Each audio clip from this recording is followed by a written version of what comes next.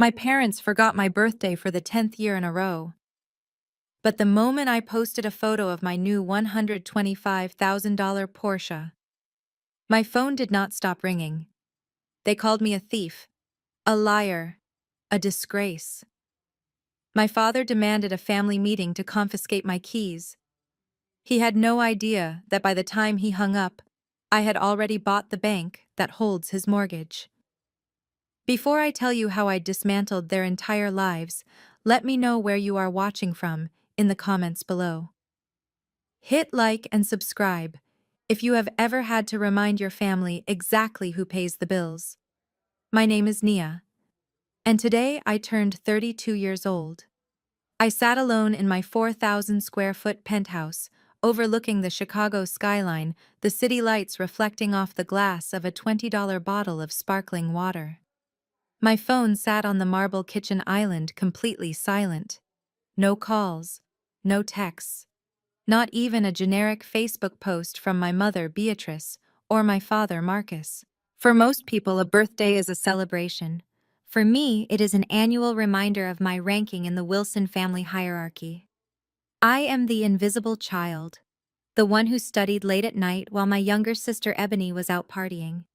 The one who worked 3 jobs to pay off student loans while my parents remortgaged their home to fund Ebony's dream wedding to Brad, her white husband who claimed to be an investment banker but mostly invested in his own ego.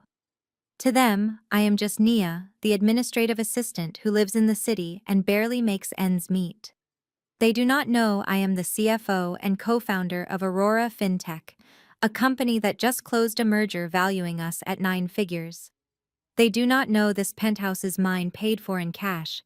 They do not know the power I hold because they never cared enough to ask. I looked at the clock, 7 p.m. The day was almost over. I could have sat there and cried into my expensive throw pillows, but I decided I was done mourning a relationship that never existed. If they could not celebrate me, I would celebrate myself. I grabbed my keys and took the private elevator down to the garage. Waiting in my reserve spot was my birthday gift to myself. A brand new Porsche 911 Turbo S in matte black.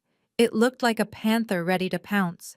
It cost $125,000, and signing the check for it felt better than any therapy session I had ever attended.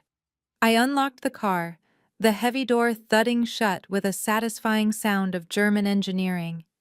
I started the engine, feeling the rumble vibrate through the leather seat. I pulled out my phone and did something I rarely do. I took a photo. Just me, the steering wheel with the iconic crest, and the city lights blurring in the background. I posted it to Facebook with a simple caption. 32 looks good on me. Happy birthday to the one person who always has my back. Myself. I tossed the phone onto the passenger seat and drove out into the night. I blasted music, weaving through traffic on Lakeshore Drive, feeling the wind and the speed. For 20 minutes, I felt free. Then the Bluetooth system in the car interrupted my music. Incoming call. Dad. I stared at the screen. They had not called all day. Not a whisper. But 10 minutes after I posted a picture of wealth, my father, the esteemed Deacon Marcus Wilson, was calling. I pressed answer. Nia. His voice did not sound like a greeting. It sounded like thunder from the pulpit. Hello, Dad. Thank you for the birthday wishes. I kept my voice flat, calm. Do not play games with me, girl. He shouted, his voice distorting over the high-end speakers. I just saw your Facebook. What is that? Whose car is that? It is mine. Dad. Yours. He laughed, a harsh barking sound. Stop lying. A secretary does not drive a Porsche. Did you rent it? Is this some kind of social media stunt to make yourself look important? You are embarrassing us. I did not rent it. I bought it. There was a silence on the other line, heavy and dangerous. Then came the accusation I knew was coming. Where did you get that kind of money, Nia? I work hard. Working hard does not buy a car that costs more than my house. His voice dropped to a low, seething whisper. Are you selling yourself? Is that it? Are you engaging in illicit activities? Have you brought shame upon this family by laying with men for money? Or are you moving drugs? I gripped the steering wheel so hard my knuckles turned white. This was my father. A man who preached about grace and love every Sunday. Yet his first instinct was to assume his daughter was a criminal or a prostitute rather than successful. I am a finance professional, Dad. I bought the car with my earnings. Lies. Pure lies. You are coming home. Tomorrow. I am busy tomorrow. You will be at this house tomorrow at 7 p.m. sharp. We are having a family meeting. Bring the car. Bring the paperwork. And bring whatever man is actually paying for it, because I know you did not earn this. Do not make me come up there and drag you back, Nia. Do not test me. The line went dead. I pulled the car over to the shoulder of the highway, my heart pounding against my ribs. I looked at the dark screen of the dashboard. The joy of the drive was gone, replaced by the familiar cold knot of anxiety that lived in my stomach whenever I dealt with them. They did not call to say happy birthday. They called to audit me. They called to tear me down, because the idea of me having something they did not possess was terrifying to them. I looked at the notifications flooding my phone. A text from my mother. Beatrice. We are so disappointed in you. We raised you better than this. Come home so we can fix this mess before the church finds out. And a comment on my photo from Ebony. Must be nice to have a sugar daddy. LOL. Some of us actually work for a living. I laughed. A dry, humorless sound in the quiet cabin of my six-figure car. They wanted a meeting. They wanted to interrogate me. They wanted to put me back in my place beneath them, serving them invisible until they needed a punching bag. Fine. I put the car back in gear and merged onto the highway, the engine roaring like a beast waking up. I would go to their meeting. I would drive my Porsche right up to their crumbling driveway. But I wasn't going there to apologize. I wasn't going there to explain myself. They wanted to know where the money came from. I would show them. But they were not going to like the answer. Because the money came from the same place as my rage. Focus, discipline, and a long memory. I drove home planning my outfit for tomorrow. I needed something that said, I am not your victim anymore. I am your judge. Little did they know Brad, my golden boy brother-in-law, had left a paper trail a mile wide, and I had spent the last 6 months collecting every receipt. Tomorrow, the family meeting wouldn't be about my car. It would be about their survival. The matte black finish of my Porsche swallowed the weak yellow light of my parents' porch as I pulled into the driveway. It felt like landing a spaceship in the middle of a graveyard. The house I grew up in looked smaller than I remembered, the siding peeling slightly near the gutters, the lawn patchy and defeated. But the real decay wasn't the architecture. It was the 4 people standing on the concrete walkway, arms crossed, waiting for me like a firing squad. My father Marcus stood in the center wearing his Sunday suit, even though it was a Tuesday night. He wanted to remind me of his authority.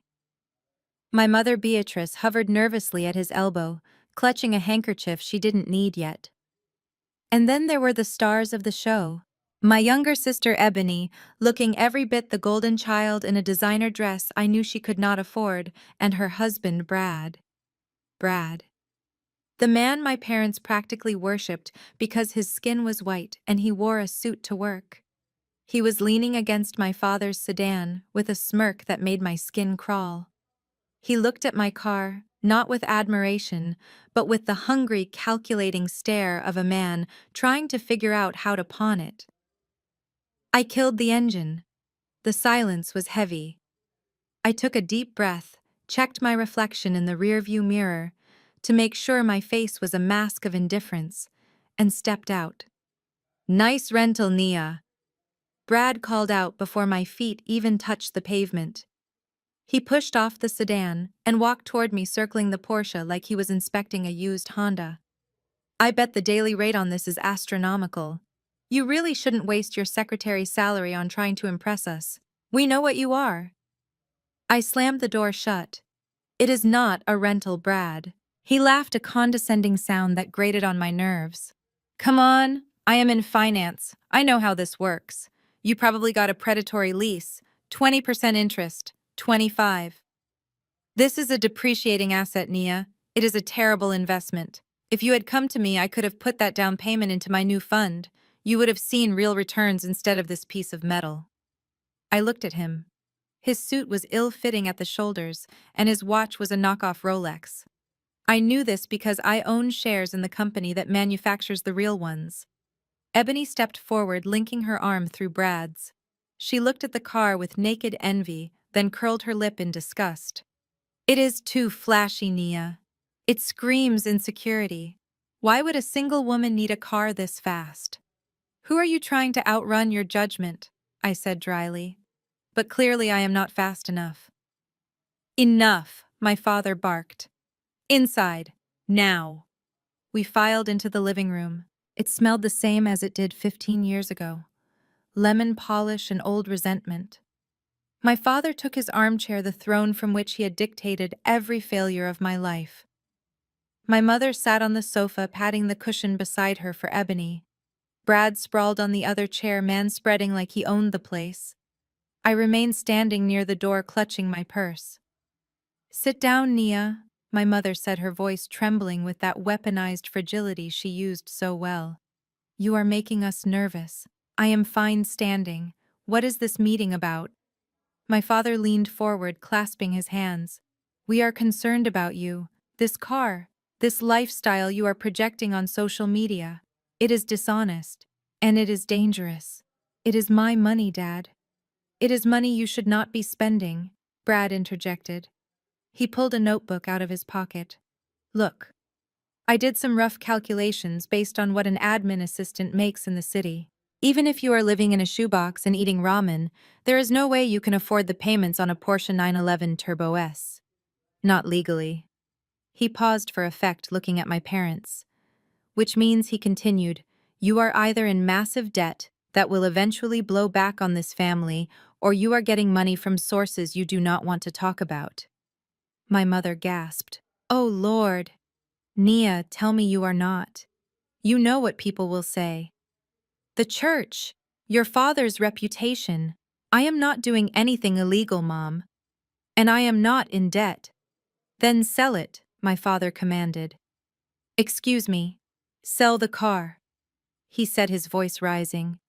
If you own it, sell it. Get the cash back. We have a family emergency. And since you apparently have money to burn on toys, you are going to help. I looked around the room. Emergency. Everyone looked healthy. The TV was new. Ebony was wearing Louboutins.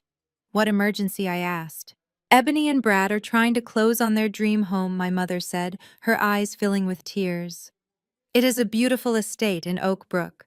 5 bedrooms, a pool. It is perfect for raising a family.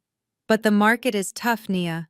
The sellers want a larger deposit, $100,000. My jaw tightened. So this was it. The emergency was that the golden child wanted a mansion. They are short. Exactly the amount you wasted on that car, Brad said, looking at his fingernails. It is just sitting in your driveway gathering dust. Meanwhile, we are trying to build a future, a legacy. You are single. You do not need a luxury car. We need a home. So you want me to sell my car and give you the money, I asked, keeping my voice level. Lone, Brad corrected quickly. A family investment. I have a huge deal closing next quarter, crypto and virtual real estate. I will pay you back with interest. I looked at Brad. I knew his type. I saw his credit report on my desk 3 hours ago. He didn't have a deal closing. He had bookies closing in on his kneecaps. No, I said. The room went deadly silent. My father stood up, his face turning a dark shade of purple. What did you say? I said no. I am not selling my car, and I am not giving you money for a house you cannot afford. My mother stood up too, her hands shaking.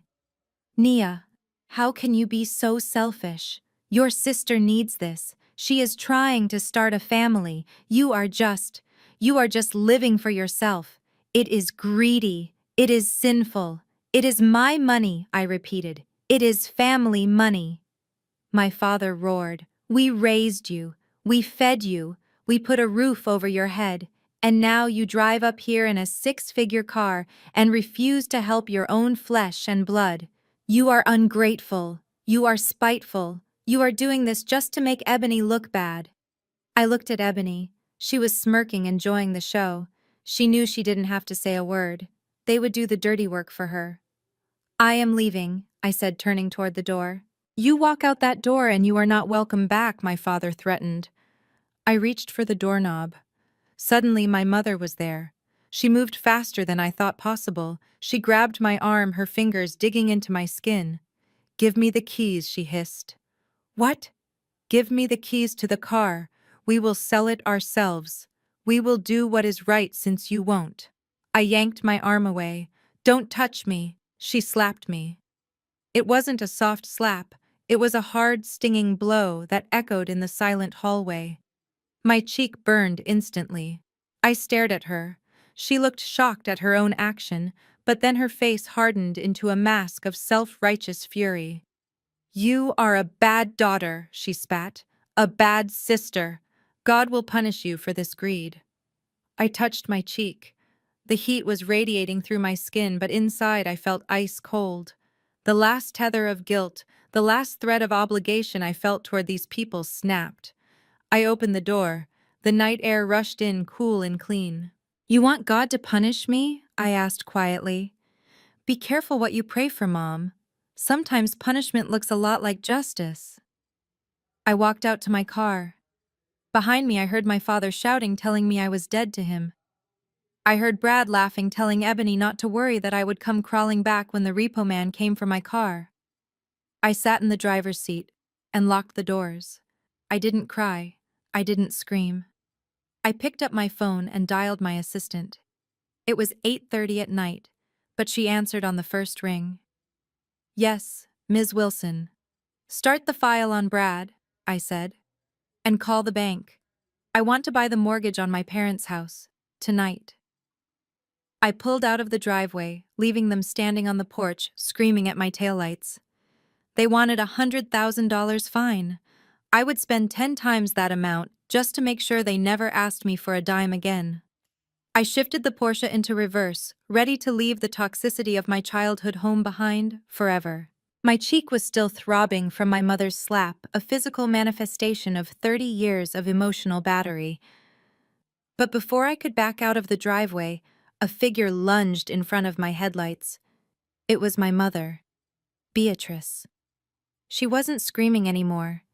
She had switched tactics, instantly moving from the role of the punisher to the role of the martyr. She threw herself onto the hood of my car, her palms slapping against the metal, her face contorted in a mask of weeping agony. I slammed on the brakes. For a second I considered just revving the engine to scare her, but I was not them. I was not cruel without cause. I rolled down the window just an inch. Move, I said. My voice was ice. Nia, please. She sobbed, sliding off the hood and clinging to the door handle. Her tears were copious and loud, a performance designed for the neighbors as much as for me. Do not leave like this. Do not leave your family in anger. We only want what is best for you. We love you. I looked at her. I looked at the woman who had just struck me across the face because I refused to bankroll her golden child. You do not love me, I said. You love what you think you can take from me. That is not true, she wailed. We sacrificed everything for you. We gave you life. We gave you a home. How can you be so stingy? How can you hold on to money when your sister is suffering? It is just money, Nia. It does not hug you back at night. Just money. The phrase triggered a memory so sharp it felt like a physical blow to the gut. It wasn't the slap that hurt the most. It was the audacity of her pretending that money hadn't always been the weapon they used to bleed me dry. I unlocked the door and stepped out. I needed her to hear this. I needed to look her in the eye, not through a pane of glass. You want to talk about sacrifice? I asked, my voice rising for the first time. You want to talk about being stingy? Let us talk about 2008. Let us talk about my acceptance letter to Wharton. My mother froze. Her tears stopped, instantly replaced by a flicker of genuine fear. She knew exactly what I was talking about. It was the skeleton in our closet that they had buried under layers of gaslighting and denial. I was 18. I had studied until my eyes burned every single night for 4 years. I got into one of the best business schools in the country, and I had the money to go. Grandma had left me $50,000 in savings bonds specifically for my education. It was in a joint account with you. Remember, Nia, that was a long time ago, she whispered, looking toward the house as if hoping my father would come out and silence me. I went to the bank the day before tuition was due. I continued stepping closer to her. I handed the teller my withdrawal slip. And do you know what she told me? She told me the balance was zero. $0.00. It was an emergency. My mother hissed, her voice low and desperate. It was a wedding, I shouted. You took my entire future. You took the only thing Grandma left me. And you spent every single dime on Ebony's first wedding to that guy Dion. The one she met at a club 2 months prior. My mother straightened her spine, trying to regain her authority. Ebony was in love. It was her special day. We could not let her get married at the courthouse like a pauper. We had to maintain our standing in the community. You were smart, Nia. We knew you would figure it out. You were always the resourceful one. Ebony needed help. She needed a good start. A good start, I laughed, a bitter, jagged sound. You threw a $60,000 party for a marriage that lasted 6 months. You bought her a custom gown. You rented a ballroom. You had an ice sculpture of a swan. Do you remember the ice sculpture, Mom? Because I do. I remember it melting while I was filling out loan applications with an interest rate that should have been illegal. It was family money, she insisted. We did what we had to do. You stole from me. You committed fraud. And while Ebony was on her honeymoon in Bali, staying in a 5-star resort on my dime, do you know where I was? I did not wait for her to answer. I leaned in close, forcing her to see the damage she had done. I was in a basement kitchen of a diner, scraping burnt eggs off plates until 3 in the morning. My hands were raw from the bleach. My feet bled every night. I worked 3 jobs. I slept 4 hours a day.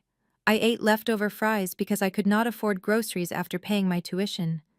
And when I called you crying, begging for just $100 to buy textbooks, what did you say? I do not remember, that she lied, looking away. You said I needed to learn responsibility. You said God gives his hardest battles to his strongest soldiers. You hung up on me because you were busy helping Ebony pick out furniture for the apartment you also paid for. I stepped back, looking at the house that had never really been my home. It was a monument to their hypocrisy. You sacrificed me, Mom. You sacrificed my youth, my peace, and my safety, so Ebony could play princess. You taught me that my only value was in how much pain I could endure, so she did not have to feel any. That is not fair, she cried, grabbing my arm again. We love you both. No, you love her. You tolerate me. And now that I have clawed my way out of the hole you threw me in, now that I have built a fortress out of the stones you threw at me, you think you are entitled to the keys. I shook her hand off me. It felt like shedding a dead skin. My money is not just currency, Mom. It is my blood. It is the sleep I lost. It is the hunger I felt. It is the years of panic attacks and exhaustion. Every dollar I have represents a moment I survived without you. So when you ask me for $100,000 like it is nothing, you are asking me to bleed for you again, and I am all out of blood. Nia, please, she begged, seeing the resolve in my eyes. Brad is in trouble. Real trouble. If they do not get this house, I do not know what will happen. Then let it happen, I said coldly. Let Ebony wash dishes. Let Brad work 3 jobs. Let them learn responsibility. Tell them God gives his hardest battles to his strongest soldiers. I got back into the car. My mother stood in the driveway looking small and defeated in the red glow of my taillights. She looked like a woman realizing that her retirement plan just walked out the door. I put the car in drive. As I pulled away, I watched her in the rearview mirror. She wasn't crying anymore. She was pulling out her phone, probably to call my father and spin a new web of lies about how cruel and ungrateful I was. Let them talk. Let them pray for my downfall. They had no idea that I wasn't just leaving. I was preparing for war. I touched the screen of my phone and dialed my lawyer. It was time to pull the trigger on the mortgage. They stole my past. I was about to buy their future. The elevator doors slid open with a soft chime revealing the chaos unfolding in the pristine white marble lobby of Aurora FinTech. I had spent the morning reviewing the final diligence reports for our merger with heavyweights in New York, a deal that would cement my legacy and net worth, but nothing in the spreadsheets prepared me for the sight of my brother-in-law Brad screaming at our head of security. He was wearing a suit that was too shiny under the recessed lighting, the fabric straining at the buttons as he gestured wildly. Beside him stood Ebony, my sister, looking around the high-end lobby with a mixture of awe and entitlement, as if she were pricing the furniture for a future estate sale. They looked completely out of place against the backdrop of glass steel and hushed corporate efficiency. I stepped out of the elevator, my heels clicking rhythmically on the stone floor. The sound cut through the noise and Brad spun around. His face was flushed sweat beading on his forehead. When he saw me, his eyes lit up with a predatory gleam. He did not see a chief financial officer. He did not see a founder. He saw a target. "There she is!" Brad shouted, pointing a finger at me. The receptionist, a young woman named Sarah, who I had personally hired 2 years ago, looked at me with wide, terrified eyes. I gave her a subtle nod, a silent command to hold her ground, but let me handle this. Brad marched toward me, ignoring the security guard who stepped into his path. He stopped just short of physical contact, invading my personal space with the smell of stale coffee and desperation. "We know what you are doing, Nia," he announced, his voice echoing off the vaulted ceiling. "We know how you got that car." I folded my arms, maintaining the icy composure that had terrified board members twice his age. "What are you doing here, Brad? This is a place of business." "Business?" he sneered, looking me up and down. "Is that what you call it?" I did some digging. "Nia, I know people in this city. I know people in finance. And nobody has ever heard of a Nia Wilson running anything. You are a ghost, which means you are nothing but a glorified assistant." He turned to the small crowd of employees and clients who had paused to watch the spectacle. He wanted an audience. He wanted to humiliate me so deeply that I would hand over the keys to the Porsche just to make him stop. "She drives a car worth more than most people make in 5 years," Brad announced to the room. "And she wants you to believe she earned it. But we know the truth. Who is he, Nia? Who is the boss you are sleeping with? Is it the CEO? Is that why you have this job? Is that why you have that car?" Ebony stepped up beside him, crossing her arms. "Just admit it, Nia. You are somebody's mistress. That is the only explanation. Dad was right. You are selling yourself. It is disgusting. We are here to talk to your boss. We are going to tell him exactly what kind of person you are. We are going to expose you." I felt a vein throb in my temple. The accusation was so cliché, so steeped in the racism and sexism I had fought my entire career. To them, a black woman could not possibly own the building. She could not possibly be the architect of the deal. She had to be on her knees.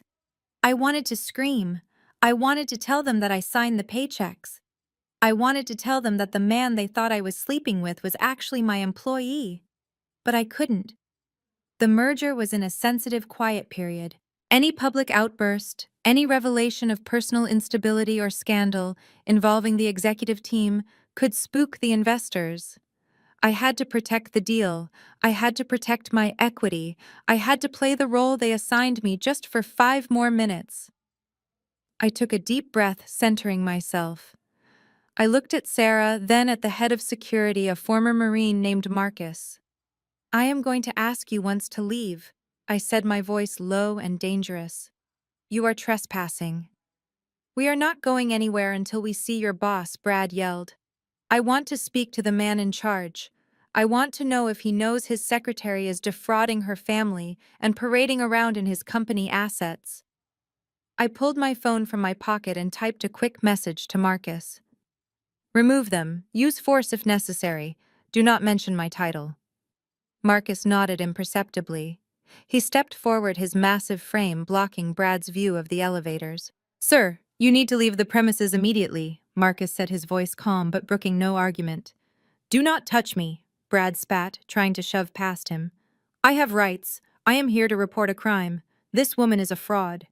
That was the moment the dynamic shifted. Brad made the mistake of putting his hand on Marcus. In one fluid motion, Marcus secured Brad's wrist and twisted his arm behind his back.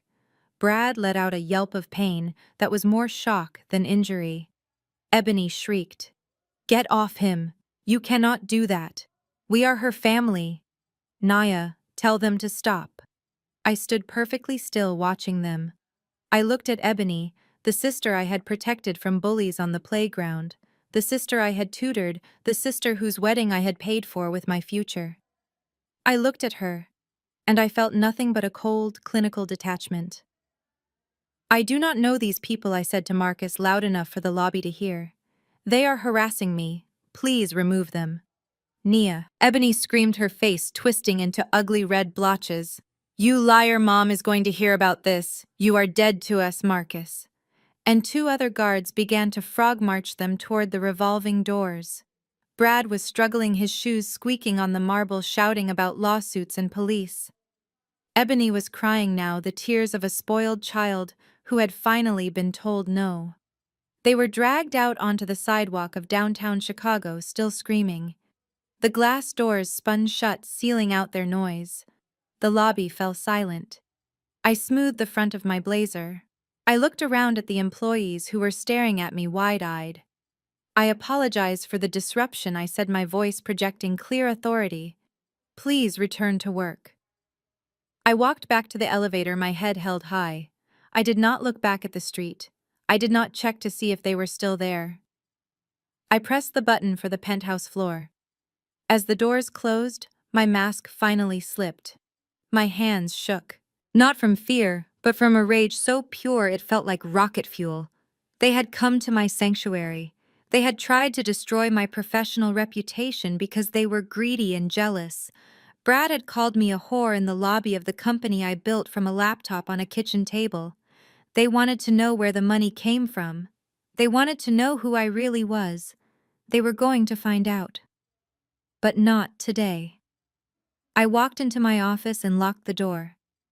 I went to the wet bar and poured myself a glass of water, my reflection in the window showing a woman who looked calm, collected, and utterly lethal. I picked up my phone. I didn't call my parents. I didn't call the police. I dialed a number I had saved years ago, a number for a man named Vance. He was a forensic accountant and a private investigator who specialized in finding money that people didn't want found. He answered on the second ring. Nia, he said, it has been a while. I have a job for you, Vance. Name it. Bradford Miller, my brother-in-law. He claims he is an investment banker. He claims he has a big crypto deal closing. I want you to find everything. Every bank account, every credit card, every gambling debt, every lie. I want to know who he owes money to. I want to know why he is so desperate for $100,000 that he would try to extort his wife's sister. I can do that, Vance said. Give me 48 hours. You have 24, I said. And Vance, yeah, dig deep. I have a feeling this man is drowning, and I want to be the one who hands him the anchor. I hung up the phone. I walked to the window and looked down at the street 40 stories below. I couldn't see them, but I knew they were out there nursing their bruised egos, calling my parents to spin a new web of lies about how cruel I was. Let them think they are the victims. Brad had made a fatal error. He thought I was a secretary. He thought I was powerless. He didn't know that in the world of finance, information is the only currency that matters. And I was about to become the richest woman he ever met. I sat down at my desk and opened my laptop. I pulled up the public records database. It was time to see just how much debt my parents had signed their names to. If Brad was desperate, it meant he had already tapped them dry. And if they were dry, they were vulnerable.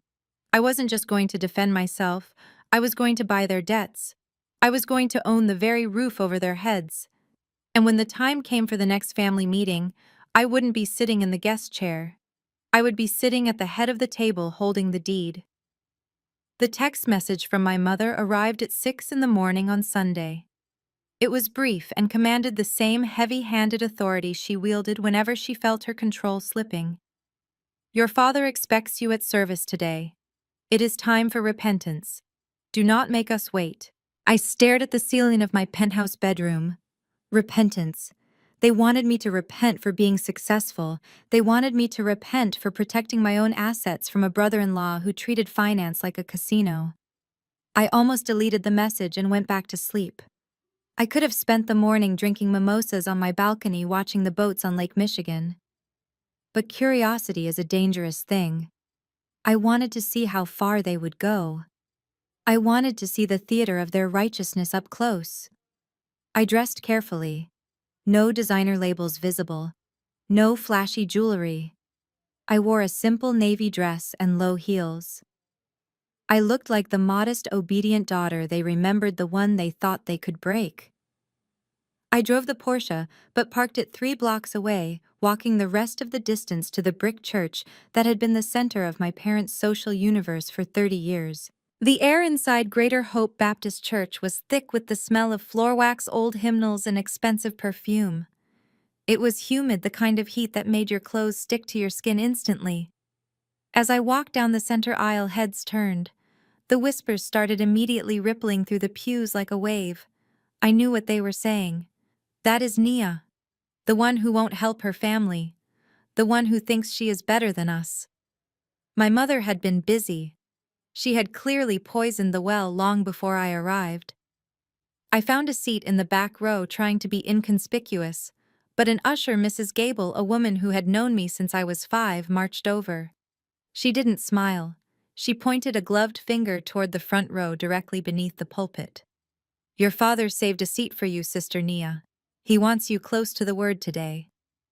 I walked the length of the church, feeling hundreds of eyes boring into my back.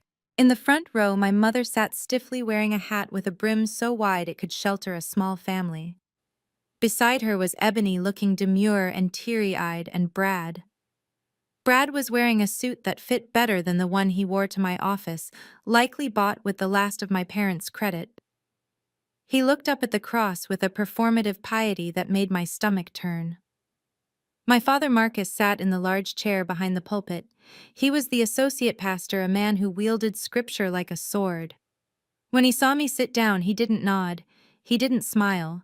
He just adjusted his microphone and stood up. The service began with the usual hymns, but the tension in the room was a live wire. Everyone knew this wasn't just a Sunday service. It was a tribunal. When it was time for the sermon, my father stepped forward. He gripped the wooden podium with both hands, looking out over the congregation until his gaze landed heavily on me. Today, church, I want to talk to you about the spirit of the world, he boomed. His voice filled the sanctuary, deep and resonant. I want to talk about how the world tells us to hoard. The world tells us to build high walls. The world tells us what is mine is mine. Amens echoed from the corners of the room. But the scripture tells us a different story.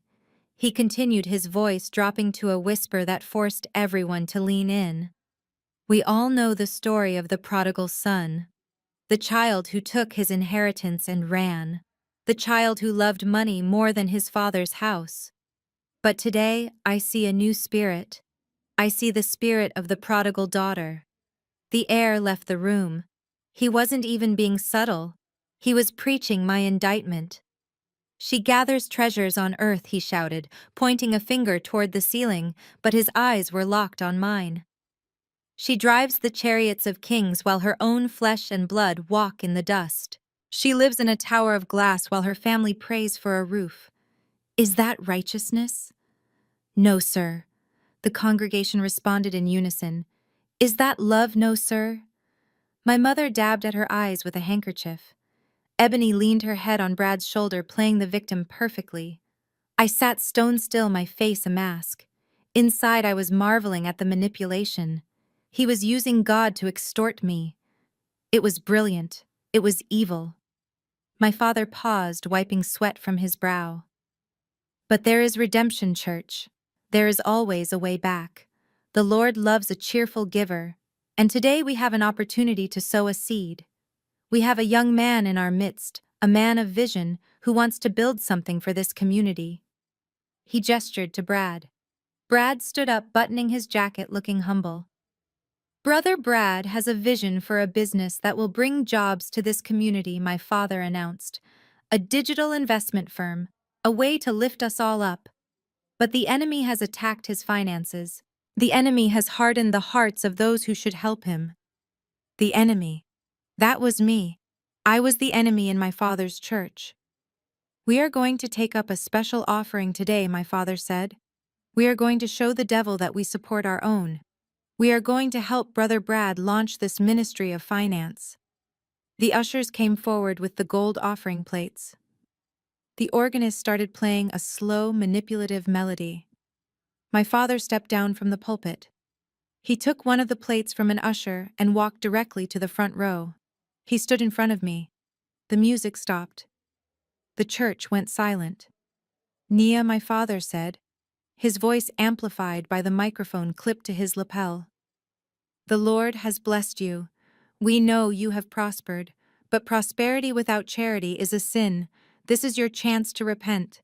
This is your chance to show this family and this church where your heart lies. Put a seed in the ground. Help your sister. Help your brother." He held the plate out. It was empty. He wanted me to be the first. He wanted a check. A big one. He was gambling that the social pressure, the eyes of the community, the weight of my childhood faith would break me. He thought I would crumble and write a check just to make the staring stop. I looked at the plate. I looked at Brad, who was watching me with a smug, expectant grin. He thought he had won. He thought he had found the one lever I couldn't resist. I reached into my purse. A collective intake of breath swept through the room. My mother stopped crying to watch. My father smiled, a triumphant, smug curling of his lips. I pulled out a small notepad and a pen. I did not pull out my checkbook. I did not pull out cash. I wrote a single sentence on the paper. I folded it once, sharp and precise. I stood up. I was taller than my father in my heels. I looked him dead in the eye. I dropped the folded paper into the gold plate. It made a soft sound, but in the silence of the church, it sounded like a gavel falling. "What is this?" my father asked, his smile faltering. "Read it," I said. My voice was not loud, but it carried. He hesitated, then picked up the paper. He unfolded it. I watched his eyes scan the words. I watched his face turn from smugness to confusion, and then to a shade of gray I had never seen before. He looked up at me, his mouth opening and closing, but no sound came out. The note read, "God knows who the fraud is, and so does the FBI." I didn't wait for him to recover. I turned around and walked up the center aisle. The sound of my heels on the hardwood floor was a steady, rhythmic beat. Click, click, click. "Nia!" my mother screamed from the front row, breaking the spell. "You come back here, you ungrateful wretch!" I kept walking. I passed Mrs. Gable, whose mouth was hanging open. I passed the choir.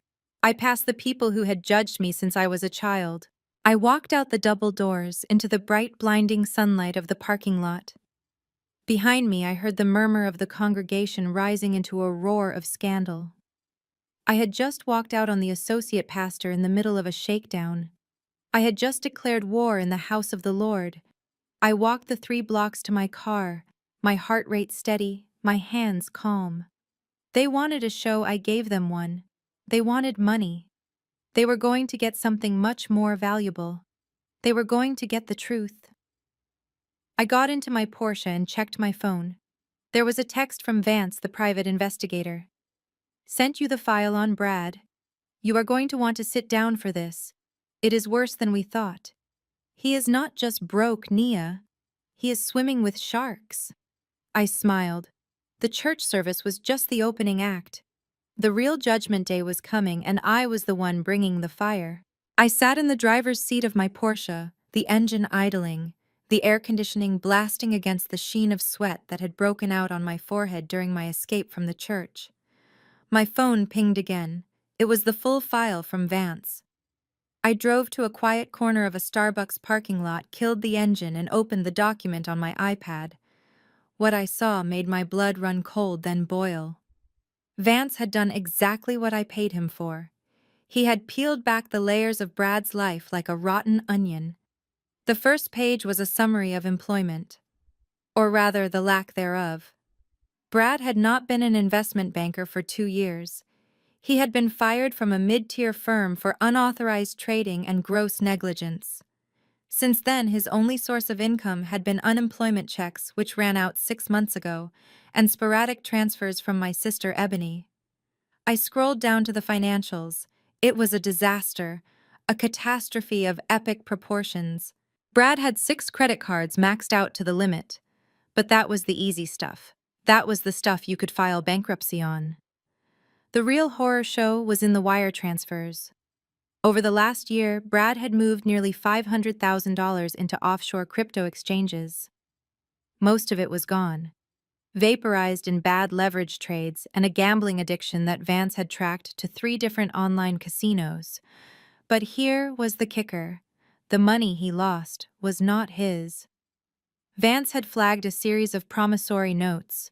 Brad had been borrowing from private lenders, not banks, not credit unions, loan sharks. The kind of people who did not send late notices in the mail.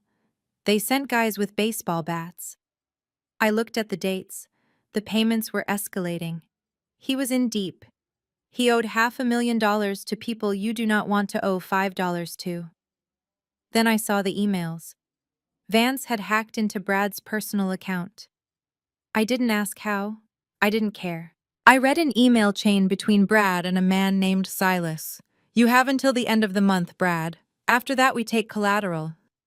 And you know we don't mean your car. The timestamp was 2 days ago."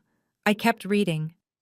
I found a draft email Brad had sent to a mortgage broker. The subject line was, "Wilson Property Refinance." My stomach dropped. He wasn't trying to buy a new house in Oak Brook. That was a lie. The dream home, the pool, the nursery for the grandkids, it was all a fabrication designed to extract cash from my parents. He was trying to get them to take out a second mortgage on their home, the house I grew up in, the house my father had paid off 10 years ago. He was going to take their equity, their safety net, their retirement, and he was going to throw it into the black hole of his debt to save his own skin. I scrolled further. There was a prospectus attached to an email he had sent my father. Project Metaverse Alpha, a virtual real estate investment opportunity. Guaranteed returns of 200%. It was a Ponzi scheme, a classic textbook scam, and he was selling it to my parents as the golden ticket. He was telling them that if they leveraged the house and the small dry cleaning business my father owned, they could double their money in 6 months. He was feeding them to the wolves. I sat there staring at the screen. The realization hit me with the force of a physical blow. My parents were not just mean. They were not just favoritist. They were vulnerable. They were stupid. They were about to sign away everything they had worked for because they were blinded by the whiteness and the suit of a man they desperately wanted to be successful. I had a choice, a clear moral fork in the road. Option 1. I drive back to the house. I show them this file. I play the hero. I save them from financial ruin. I expose Brad as the fraud he is. They might believe me. They might not. They might accuse me of forging the documents because I was jealous. They might hate me for bursting their bubble. But I would have saved them. Option 2. I do nothing. I let them sign the papers. I let them give the money to Brad. I let Brad lose it all because he would. And when the bank came to foreclose, when the loan sharks came looking for the rest, I would watch them burn. But then a third option formed in my mind. A colder, sharper option. An option that didn't just save them or destroy them, but enslaved them. If Brad was desperate for a lender, and my parents were desperate to give him money, the debt was going to be created one way or another. The paper was going to be signed. I picked up my phone and dialed my lawyer, Sterling. It was Sunday, but Sterling answered for me. "Nia," he said, "I heard about the church service. You are trending on local Twitter." "Forget the church," I said. "I need you to set up a shell company.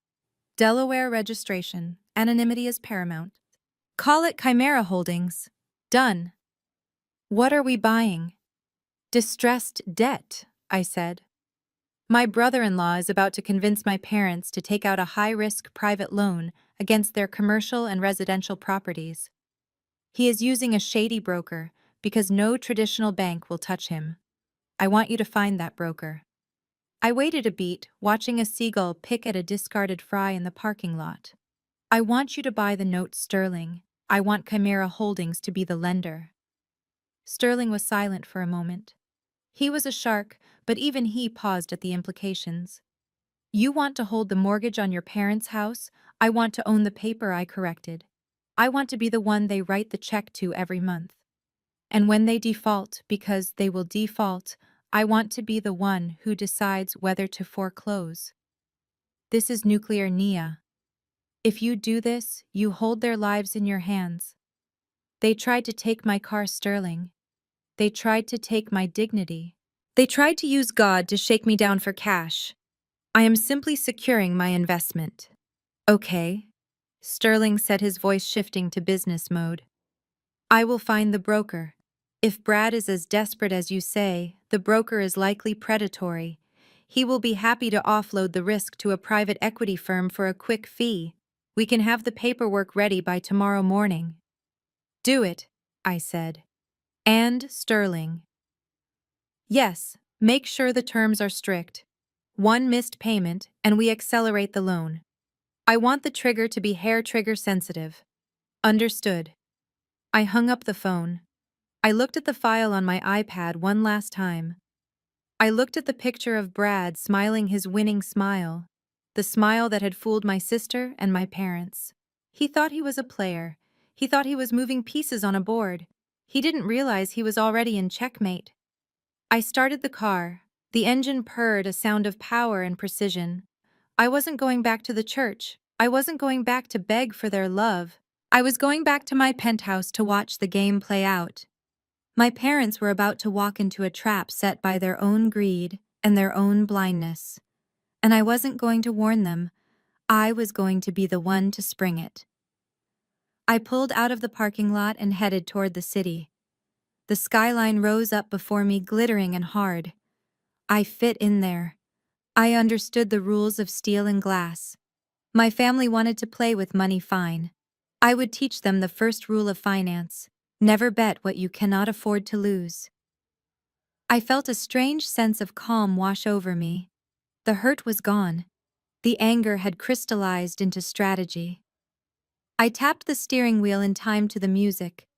Tomorrow, Brad would pitch his big project. My parents would sign their names on the dotted line. They would think they were investing in the future. In reality, they were signing their souls over to me, and I couldn't wait to collect. The following evening, I pulled up to my parents' house. The driveway was already occupied by a rented BMW that Brad had clearly acquired to project an image of solvency he did not possess. I wasn't there because I wanted to be. I was there because my father had sent a text message that simply read, "Come home, or we cut you off forever." It was a bluff, of course. They had already cut me off emotionally years ago. But I needed to witness the crime scene before the bodies were buried. I needed to see them sign their own death warrant. Inside, the living room had been transformed into a makeshift boardroom. Brad stood in front of a portable whiteboard he had set up near the television. He was sweating, his tie loosened, a laser pointer shaking slightly in his hand. My parents sat on the sofa looking up at him with expressions of desperate hope. Ebony was taking notes, playing the role of the diligent secretary to her husband's visionary genius. When I entered, no one greeted me. My father just pointed to a hard wooden chair in the corner. "Sit down, Nia. Brad is explaining the future." I sat. I crossed my legs and watched the performance. Brad clicked a button on a remote, and a laptop screen cast a blurry image onto the wall. It was a rendering of a digital island glowing with neon purples and greens. "Welcome to Paradise Nexus," Brad announced, his voice pitching up an octave. "This is not just real estate. This is the metaverse. We are talking about virtual luxury resorts where users buy plots of land using Ethereum. The initial coin offering starts next month. He pointed the laser at a pixelated beach. I have secured an exclusive allocation for early investors, he continued. We are looking at a guaranteed 200% return in the first quarter. Conservative estimates put us at 500% by Christmas. This is how we get the house in Oakbrook. This is how we retire Marcus. This is generational wealth. My mother clasped her hands together, her eyes shining. It sounds wonderful, Brad. It sounds like a miracle.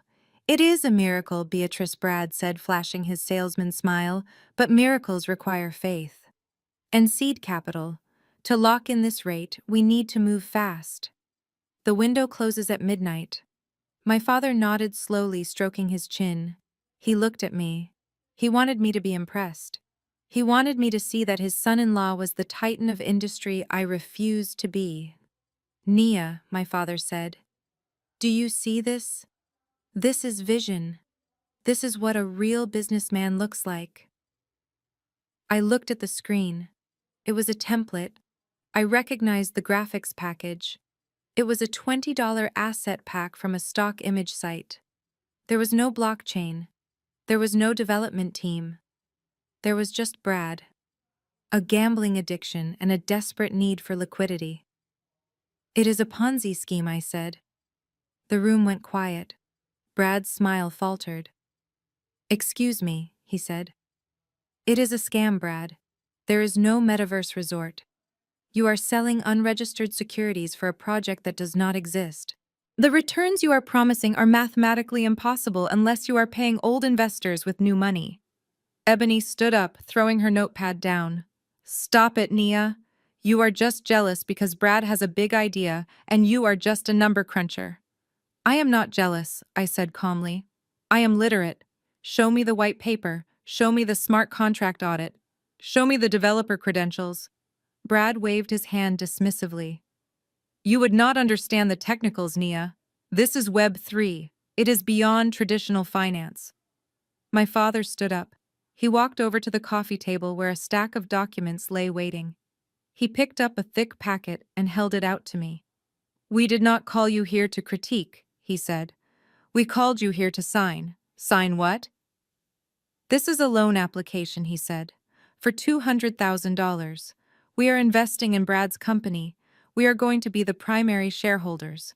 But the bank requires a guarantor with a certain credit score and verified income history to fast-track the approval. Since you claim to have bought that car legitimately, your credit must be sufficient. I stared at him. The audacity was breathtaking. They wanted me to co-sign a loan. They wanted me to attach my name, my credit, and my financial reputation to a scam that was going to implode within 90 days. You want me to guarantee a loan for a fake company, I asked? It is for the family, my mother pleaded. When the returns come in, we will pay off the loan in a month. You will not have to pay a dime. We just need your signature to get the funds released tonight. I stood up. Absolutely not. Nia, my father warned, his voice dropping to that dangerous register. I am not signing that, Dad. I am not going to help you ruin yourselves. Brad is lying to you. He is drowning in debt. He owes money to people who break legs for a living. He is trying to use your credit to pay off his bookies. Liar, Brad screamed. He lunged toward me but stopped short, panting. She is lying, Marcus. She is trying to sabotage me. She hates that I am successful. She hates that I married Ebony. My father stepped between us. He towered over me, his eyes full of a cold, ancient fury. Sign the paper, Nia. No, he slapped me. It was harder than my mother's slap. It knocked my head to the side. I tasted blood instantly where my tooth cut my inner cheek. The room spun for a second. I touched my lip and looked at my hand. A smear of red. I looked back at him. He didn't look sorry. He looked righteous. You are a small, bitter woman, he spat. You are jealous of him. You are jealous because he is a white man who knows how the world works. And you are just a little girl playing dress-up in a penthouse. You think your money makes you better than him. He has potential. You have nothing but arrogance. He pointed to the door. Get out. You are not my daughter. I disown you. Do not come back when we are rich. Do not ask us for a penny. I wiped the blood from my lip. I looked at my mother. She was looking at the floor. I looked at Ebony. She was smiling. I picked up my purse. You are right, Dad, I said softly. I am not your daughter anymore. I walked out of the house. I did not run. I walked with the steady, measured pace of an executioner leaving the cell. I got into my Porsche. I locked the doors. I picked up my phone and dialed Sterling. They kicked me out, I said. I am sorry, Nia Sterling replied. Don't be. Is the broker ready? He is standing by. He has the papers for the private hard money loan, high interest. The house and the dry cleaning business are the collateral. Send him in, I said. Are you sure? Sterling asked. Once they sign this, there is no going back. If they miss a payment, you own everything. I touched my swelling lip. I looked at the house one last time. I saw the shadows of my parents moving in the living room, listening to Brad, believing in the fairy tale because they hated the reality of me. They made their choice, I said. Send the broker. Make sure they sign tonight. I hung up and started the car. I drove to the end of the block and parked in the shadows. I watched. 10 minutes later, a silver sedan pulled into the driveway. A man in a cheap suit got out carrying a briefcase. It was the predatory lender Sterling had found. The man who fronted for Chimera Holdings. The man who fronted for me. I watched my father open the door. I saw him shake the man's hand. I saw them usher him inside with the desperation of drowning people reaching for an anchor, not realizing it was made of lead. They were doing it. They were bypassing the bank, bypassing the credit checks, and signing a high-risk private mortgage agreement because they believed Brad's lie. They were putting the house I grew up in and the business that fed us on the table, and they were handing the knife to me. I waited until the silver sedan left nearly an hour later. The deed was done. The ink was dry. I drove back to the city. My face throbbed, but the pain was distant like a memory of a sensation. I went to my office. I logged into the secure portal for Chimera Holdings. There it was, the scanned document uploaded by the broker. The Wilson Family Trust securing a loan of $200,000 at 18% interest payable in full in 6 months, with monthly installments that I knew they could barely afford. I scrolled to the bottom. I traced the signatures on the screen. Marcus Wilson, Beatrice Wilson. I owned them. I leaned back in my chair and watched the city lights. They thought they were investing in the metaverse. They thought they were buying a mansion. They had just sold their lives to the daughter they disowned. And the first payment was due in 30 days. I would be counting the seconds. The funds from the private loan hit my parents' bank account at 9 in the morning on Tuesday. By 10:30, that money was gone, transferred into an account controlled by Brad. My father thought he was funding the seed round for a revolutionary metaverse platform. My mother thought she was securing her retirement. I sat in my office at Aurora FinTech watching the digital trail through the forensic updates Vance was sending me in real time. It was like watching a car crash in slow motion, except I was the one who had paved the road. Brad did not pay off the loan sharks immediately. That would have been the smart thing to do. That would have been the survival move. But Brad was not a survivor. He was a narcissist with a hole in his soul, where his self-esteem should have been. He needed to be seen winning more than he needed to actually win. At noon, a notification popped up on my sister's Instagram. It was a video story. Ebony was squealing, the camera shaking as she panned over the interior of a dealership. Not a Porsche dealership. An exotic rental agency near the airport that leased cars to rappers for music videos and desperate men trying to look rich for a weekend. Brad had rented a lime green Lamborghini Huracan. I watched him rev the engine in the video wearing sunglasses indoors, shouting about how the hustle never sleeps. He wasn't buying it. He was renting an illusion at $2,000 a day, using my parents' home equity to pay for the gas. By 2 p.m., they were at the mall. Ebony posted a photo of 3 Louis Vuitton bags, and a new pair of red bottom heels. The caption read, "Hubby treats me like a queen. So blessed to have a man who provides." I zoomed in on the photo. I could see the price tag peeking out of one of the bags. $3,000.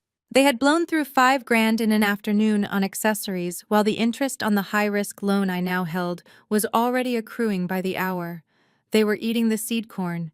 They were burning the furniture to heat the house in the middle of summer. And then came the invitation. It wasn't sent to me directly. I saw it on Facebook because my aunt, who didn't know I had been excommunicated from the family, yet tagged me in the comments. Celebrating the launch of Paradise Nexus Family BBQ and pool party at the Wilson residence. Toasting to the future. They were throwing a party, a victory lap. They were celebrating the successful swindling of my parents with a party funded by the very money they had stolen. And I wasn't invited. I pulled up the security camera feed for my parents' house. I had installed the system for them 2 years ago as a Christmas gift, insisting on the high-end package with remote access because the neighborhood was getting rough. They had never changed the password. They probably didn't even know how. I watched on my monitor as the catering van pulled up. Not homemade potato salad and burgers this time. They had hired a private chef. A bartender was setting up a station on the patio. Brad was strutting around the backyard in a linen suit, barking orders at the staff, pointing at the pool where floating lights were being installed. My father was sitting on the patio furniture holding a glass of scotch. He looked relieved. He looked proud. He thought he had backed a winner. He thought he had put me in my place by betting on the man who looked the part. My mother was showing Ebony's new purse to a neighbor, beaming with the vicarious thrill of consumption. They were drunk on the fantasy. Around 7 p.m. the notifications started rolling in. They weren't just celebrating, they were targeting me. Brad posted a picture of the Lamborghini parked in my parents' driveway, right where my Porsche had been 2 nights ago. The caption was a direct shot. "Real power doesn't need to be loud, but sometimes you have to remind people who the king is." Hatch, empire building, Hamsh, family. First. Then Ebony posted a group photo. The whole family was gathered around the fire pit holding glasses of champagne. My parents, Brad, Ebony, and a few cousins who had always taken their side. They were laughing. It was a picture of perfect exclusionary happiness. The caption made my blood turn to ice. "So grateful for a family that sticks together. No toxicity allowed in this circle. We cut off the dead weight and look how we soared. Money can't buy class, and it definitely can't buy loyalty. Here is to the real ones. Dead weight." I was the dead weight. The daughter who had bailed them out for a decade. The daughter who had bought the security cameras that were recording their betrayal. I was the toxicity they had removed so they could enjoy the pure, unfiltered joy of spending borrowed money on a lie. I sat in the silence of my office. The city of Chicago sprawled out beneath me, a grid of amber and white lights. I looked at the photo again. I looked at my father's smile. It was the smile of a man who believed he had won a great victory. He believed he had disciplined his unruly daughter and rewarded his faithful son. He didn't know the ground beneath his feet had already been sold. I turned away from the social media feed and opened my secure email client. A message from Sterling had just arrived. The subject line was simply, "Transaction complete." I opened the attachment. It was the transfer deed and the assignment of the note. The predatory lender had been all too happy to sell the debt to Chimera Holdings for a quick profit. He didn't want to deal with the inevitable foreclosure. He just wanted his fee. I clicked on the PDF. I saw the legal language dense and unforgiving. Assignment of mortgage. Borrower Marcus and Beatrice Wilson. Lender Chimera Holdings, LLC. I scrolled to the signature page. It was signed by my authorized proxy. But the ownership structure led back to one place: me. I was no longer just their daughter. I was their bank. I was the entity that held the power to strip them of everything they owned.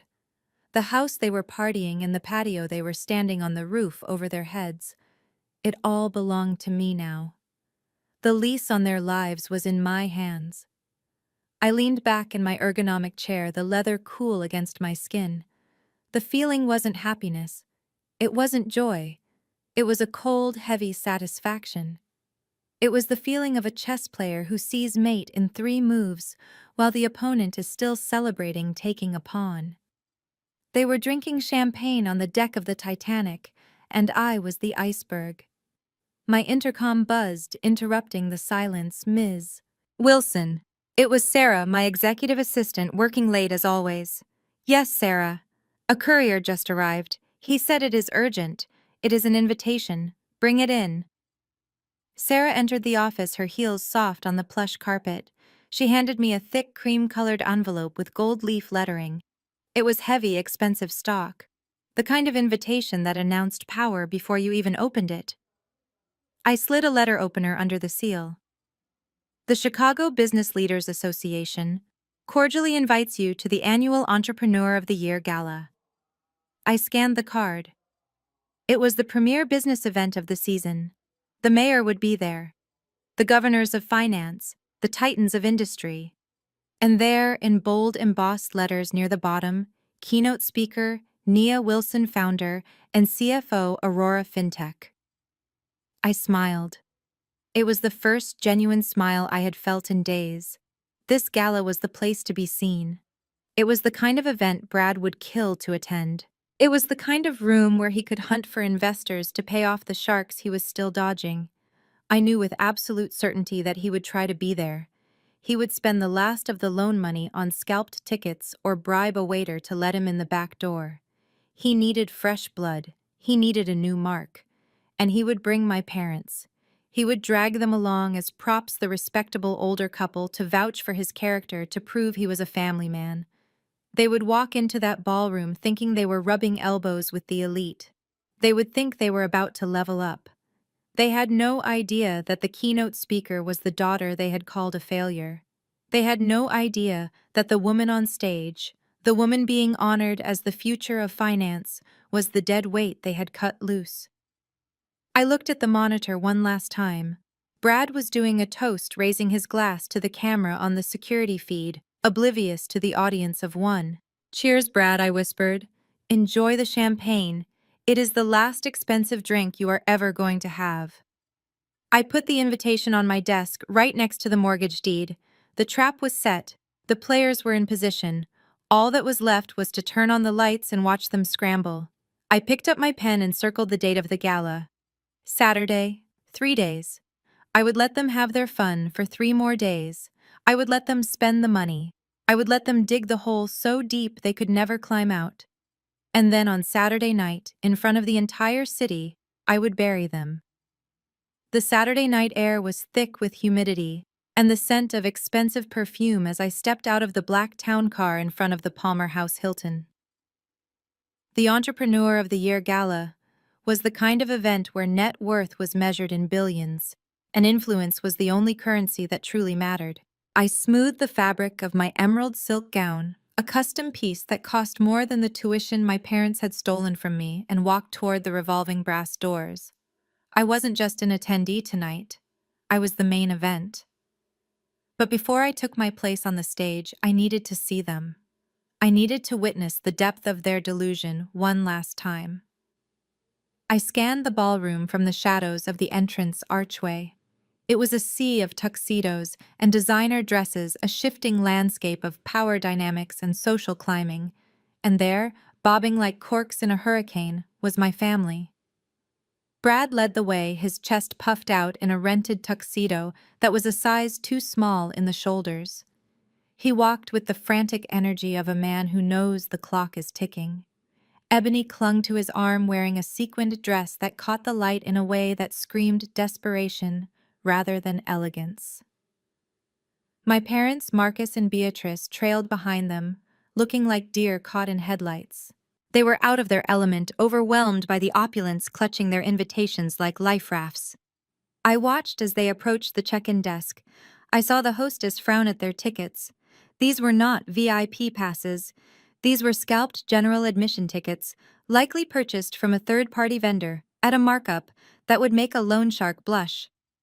I watched the hostess gesture toward the far corner of the room near the swinging doors of the service kitchen. Table 49, the table for last-minute additions and people who didn't matter. They sat down trying to maintain their composure. Brad immediately started scanning the room, his eyes darting around like a predator looking for a wounded gazelle. He wasn't here to enjoy the dinner. He was here to hunt. He needed a check. He needed a lifeline. He leaned in, whispering aggressively to my father, probably pointing out potential targets. My father nodded, fixing his tie, trying to look like the businessman he pretended to be. I took a deep breath and stepped into the light. I walked through the center of the room. The crowd parted slightly. People knew me here, not as Nia the disappointment, but as Ms. Wilson, the woman who had just orchestrated the most aggressive fintech merger of the decade. A few heads nodded in respect. A few glasses were raised. I acknowledged them with a subtle inclination of my head, but I kept moving toward table 49. Brad saw me first. His eyes bulged. For a second, I saw fear. He thought I was there to cause a scene to get him thrown out. But then, his narcissism kicked in. He processed my dress, the diamonds at my throat, the way I carried myself. And he came to the only conclusion his small mind could comprehend. He nudged Ebony. She looked up, her mouth falling open. I walked right up to their table. I didn't stop until I was standing directly over them. "Well," I said, "this is a surprise." Brad let out a short, incredulous laugh. He looked around the table, inviting them to share in the joke. "Look who snuck in," he sneered, his voice loud enough to turn heads at the adjacent tables. "I didn't know they let the help dress up tonight. Who did you have to sleep with to get past security?" Nia Ebony covered her mouth, giggling. "Oh my God, Nia, you look ridiculous. Are you working the coat check? Or are you here to find a sponsor for your car payments?" My mother looked at me with a mixture of pity and embarrassment. "Nia, please, do not make a scene. If you are here to serve drinks, just go, do your job. We are trying to network with important people." My father refused to even look at me. He stared at the centerpiece, his jaw tight. "I told you," he muttered. "She has no shame." I looked at Brad. He was so confident. He was sitting in a chair that I had paid for, wearing a suit rented with money he stole from my parents, mocking the woman who held the deed to his existence. "I am not working, Brad," I said calmly. "I am attending." He snorted. "Attending, right. Did you buy a ticket with your imaginary salary, or are you someone's +1 that has to be it? You found some old guy to drag you along. That is pathetic, Nia. Even for you." He stood up, adjusting his lapels. "We have real business to do," he announced, dismissing me. "Stay out of our way. Do not embarrass us when I am closing a deal." He turned his back on me and walked toward a man standing near the bar. I recognized the man immediately. It was Arthur Sterling, the chairman of the bank that Brad had been trying to defraud for months. It was also the bank that my company did 60% of its business with. I watched, fascinated.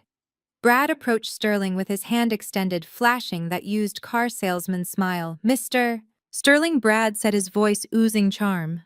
"Brad Miller, Project Metaverse. I sent you the prospectus. I think we have a lot of synergy." Sterling looked at Brad's hand, then at his face. He didn't shake it. He looked at Brad with the kind of cold indifference usually reserved for insects. "I received your emails," Mr. Miller, Sterling said. His voice was dry as dust. "My security team flagged them as spam. I believe you are on our do not service list due to outstanding liabilities." Brad's smile froze. "There must be a mistake. I am managing the Wilson Family Trust. We have significant equity." Sterling laughed. It was a terrifying sound. "The Wilson Family Trust has a credit score of 450 and a debt-to-income ratio that is mathematically impressive in its failure." "Excuse me." Sterling turned away, leaving Brad standing there with his hand still extended. Brad looked around, his face burning red. He saw me watching. He saw the slight smile playing on my lips. He stormed back to the table. "They are all snobs," he hissed to my father. "They do not understand vision. We just need to find the right partner." He glared at me. "Why are you still standing here? Go find your sugar daddy and leave us alone." I looked at my watch. It was time. "Enjoy the dinner," I said. "I hear the chicken is dry." I turned and walked away. I didn't go back to the entrance. I walked toward the stage. I walked past the VIP tables in the front row. I walked up the stairs to the wings where the stage manager was waiting for me with a headset and a glass of water. "Ms. Wilson," he whispered. "You are on in 2 minutes." I watched from the darkness of the wings. The house lights began to dim. A hush fell over the ballroom. The spotlights swept across the crowd, blinding and bright. I saw table 49 in the distance. I saw Brad pouring himself a glass of wine with a shaking hand. I saw my mother clutching her purse. I saw my father looking around, waiting to see who the important speaker was, hoping he could maybe shake their hand later and beg for a loan. They were waiting for a savior. They were waiting for a miracle. The master of ceremonies walked out to the center of the stage. He tapped the microphone. "Ladies and gentlemen," he boomed, "tonight we honor innovation. We honor resilience. We honor the kind of vision that changes industries." Brad leaned in to whisper something to Ebony, probably a critique of the decor. He wasn't listening. He didn't care. "It is my distinct privilege," the MC continued to introduce our keynote speaker. "A woman who built a financial empire from nothing. A woman who just closed the largest tech acquisition in Chicago history. The founder and CFO of Aurora FinTech." The spotlight swung toward the curtain where I was standing. "Please welcome Ms. Nia Wilson." I stepped out. The applause was thunderous. It washed over me like a physical wave, but I didn't hear it. All I could see was table 49. I saw the moment the name registered. I saw Brad drop his wine glass. It shattered on the table, red liquid spreading across the white tablecloth like a gunshot wound. I saw my mother grab her chest. I saw my father stand up, his chair scraping loudly against the floor, his face a mask of absolute paralyzing shock. I walked to the podium. I gripped the sides. I looked out into the darkness directly at the people who had called me a failure, a whore, and a thief. I smiled. And this time it was the only smile in the room. The applause washed over me like a physical wave, a thunderous roar that vibrated through the floorboards of the stage and up into the soles of my heels. I stood in the center of the spotlight, the heat of it intense against my skin, blinding me to everything but the front row and the terrified faces at table 49. I adjusted the microphone. The sound of my breathing was amplified, filling the cavernous ballroom. I looked out at the sea of faces, the titans of Chicago industry, the mayors, the venture capitalists, the people who ran this city. They were all looking at me with admiration. They saw a prodigy, they saw a leader. But I only cared about 4 people in that room. I looked past the VIPs. I looked past the champagne buckets and the centerpieces. My gaze locked onto the far corner near the kitchen doors. Brad was still frozen, his hands suspended in midair where his wine glass used to be. The red stain was spreading across the white tablecloth in front of him, dripping onto his rented trousers, but he did not move. His mouth was open, slack with a stupidity that was almost painful to witness. He was processing the impossible. The woman he had called a secretary, the woman he had tried to have thrown out of her own lobby, was the woman whose name was currently projected on a 20-foot screen behind me. My mother Beatrice had sunk low in her chair. She looked small. The hat she had worn to church to shame me was gone, replaced by a stiff, dated hairdo that now seemed to wilt under the weight of the revelation. Her hand was over her mouth, stifling a gasp or a sob, I could not tell which. She was looking at me, not as her daughter, but as a stranger who had stolen her daughter's face and replaced it with something terrifying. And my father, Marcus, the deacon, the man who ruled his household with an iron fist and a Bible of convenient verses. He was gripping the edge of the table so hard I could see his knuckles turning white from 50 feet away. His face was a mask of ash. He wasn't angry. He wasn't righteous. He was afraid. For the first time in my life, I saw genuine primal fear in my father's eyes. He realized in that split second that the balance of power had not just shifted, it had been obliterated. I smiled. It was the smile of a wolf that has cornered a rabbit. "Thank you," I said. My voice was calm, steady, and commanded absolute silence in the room. "Thank you to the Business Leaders Association for this honor. To be named Entrepreneur of the Year is a privilege. But to stand here as the founder of Aurora FinTech, a company that just secured the future of digital banking in the Midwest, is a testament to one thing: survival." I paused. I let the word hang in the air. Survival. I did not start this company with a trust fund. I continued, my eyes never leaving table 49. I did not start it with a small loan from my parents. I did not have a safety net. I did not have a legacy. The camera operator, sensing a moment of emotional vulnerability, panned the live feed to my family. Their faces appeared on the giant screens flanking the stage. The audience gasped softly, thinking they were seeing a family overcome with pride. They saw my mother's tears and thought they were tears of joy. They saw my father's trembling hands and thought it was emotion. They saw Brad's pale, sweating face and thought, well, I don't know what they thought about Brad. He looked like a man who was about to be sick. But I knew the truth. I knew they were crying because they were doing the math. They were calculating every insult, every slap, every stolen dollar, and realizing the bill had just come due. I started Aurora in a one-bedroom apartment with an internet connection I borrowed from a neighbor, I said, leaning into the microphone. I built the algorithm at night after working double shifts to pay off debts that were not mine. I learned the value of $1 not because I had many of them, but because the people who were supposed to protect me took them away. A hush fell over the room. This was not the standard acceptance speech. This was a confession. "We talk a lot about support systems in business," I said, walking out from behind the podium. I wanted them to see the full length of my gown. I wanted Ebony to see the diamonds. I wanted them to see exactly what they had thrown away. We thank our mentors. We thank our partners.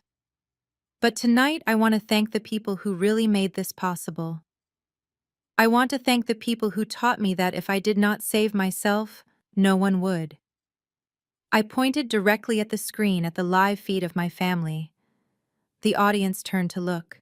My father flinched as if I had pointed a gun at him. I want to thank the people who taught me that loyalty is expensive and betrayal is free. I want to thank the people who looked at me and saw nothing because their blindness gave me the freedom to build an empire in the dark. My mother buried her face in her hands. Ebony was shaking her head, mouthing the word no over and over again.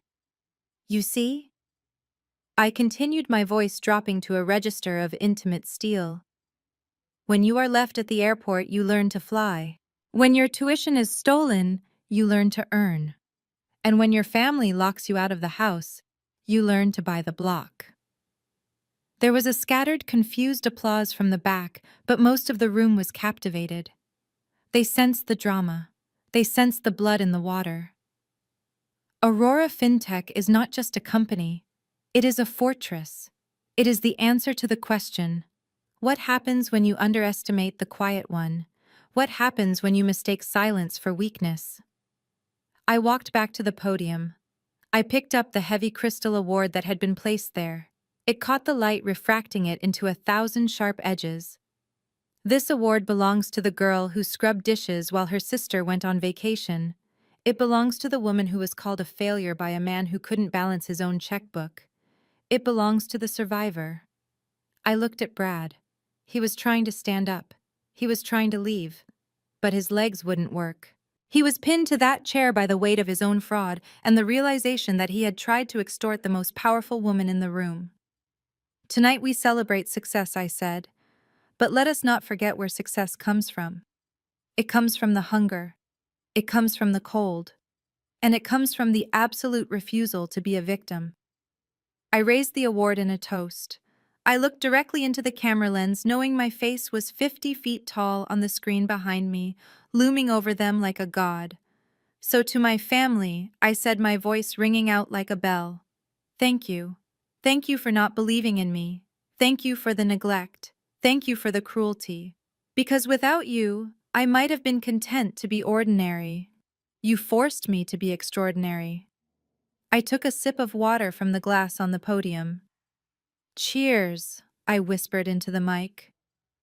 The room exploded. The applause was deafening. People were standing up. They thought it was a speech about resilience. They thought it was a metaphor. They didn't know it was an eviction notice. I stood there bathing in the applause, watching my family crumble on the high-definition screen. My father had his head in his hands. My mother was openly weeping, her makeup running in dark streaks down her face. Brad looked like he had stopped breathing. I had done it. I had stripped them naked in front of the elite. I had taken their shame and turned it into my crown. I walked off the stage. The stage manager was waiting with a towel, looking at me with awe. That was intense, Ms. Wilson, he said. It was necessary, I replied. I didn't stop backstage. I didn't go to the green room. I walked straight through the wings, down the corridor, and out into the main lobby of the hotel. I knew they would follow. I knew they couldn't help themselves. They were moths, and I was the fire. They would come to me begging, explaining, lying, and I would be waiting. I stood in the center of the lobby under the massive crystal chandelier. I checked my phone, a text from Sterling. All assets secured. The foreclosure notice is ready to be served. The FBI has the file on Brad. Just give the word. I put the phone away. I smoothed my dress. I waited. 5 minutes later, the double doors of the ballroom burst open. They spilled out like refugees from a disaster zone. Brad was leading, of course, his desperation giving him speed. My parents were right behind him, looking disheveled and frantic. Ebony was trailing, clutching her purse like it was the only thing holding her together. They saw me. They stopped. I stood there, the Queen of Chicago, holding the keys to their destruction in one hand and their salvation in the other. But I wasn't in the business of salvation anymore. I was in the business of liquidation. Hello, family, I said. I believe we have some business to discuss. The lobby of the Palmer House Hilton was a cathedral of gold leaf and marble, a fitting stage for the final act of a tragedy my family had been writing for 30 years. I stood near the fountain, the water cascading with a gentle rhythmic sound that failed to mask the rapid, desperate clicking of heels approaching me on the stone floor. I did not turn around. I watched their reflections in the glass of the concierge desk. They looked like a pack of wolves that had suddenly realized the sheep was actually a lion. Their posture had changed. Gone was the arrogance of the church service. Gone was the sneering superiority of the driveway. In its place was a frantic, terrifying eagerness. Nia. My mother called out. Her voice was pitchy, breathless. She sounded like she was greeting a long-lost friend at the airport, not the daughter she had slapped across the face 72 hours ago. She reached me first. She threw her arms open, aiming for an embrace. I took a single, precise step backward. Her arms closed on empty air. She stumbled slightly, catching herself on my father's arm. "Oh, baby," she gushed, recovering instantly. She clasped her hands over her heart, her eyes swimming with fresh, happy tears. "Did you see us? Did you see us watching you?" We were crying. We were just sobbing. I turned to your father and I said, "Marcus, look at her. Look at our girl. We knew it. We always knew you had this in you." I looked at her. The audacity was so physical it almost had a smell like rotting flowers. "You knew," I repeated. My voice was flat. "Is that why you called me a failure on Tuesday? Is that why you tried to sell my car?" "Oh, Nia, do not be like that," my father interjected. He stepped forward, putting a heavy hand on my shoulder. I shrugged it off immediately. He pulled his hand back as if he had been burned. "We were hard on you," he admitted, putting on his best pastoral voice, the deep rumbling baritone he used to solicit tithes. But iron sharpens iron, daughter. We saw your potential. We knew you were drifting, focusing on the wrong things. We had to push you. We had to be the grit that made the pearl. And look at you now. You are a diamond. He beamed at me, waiting for me to thank him. He actually believed it. He was rewriting history in real time, convincing himself that his neglect and abuse were actually a masterclass in parenting. He wanted credit for my survival after he was the one who threw me overboard. We are just so proud, my mother added, reaching out to stroke the silk of my sleeve.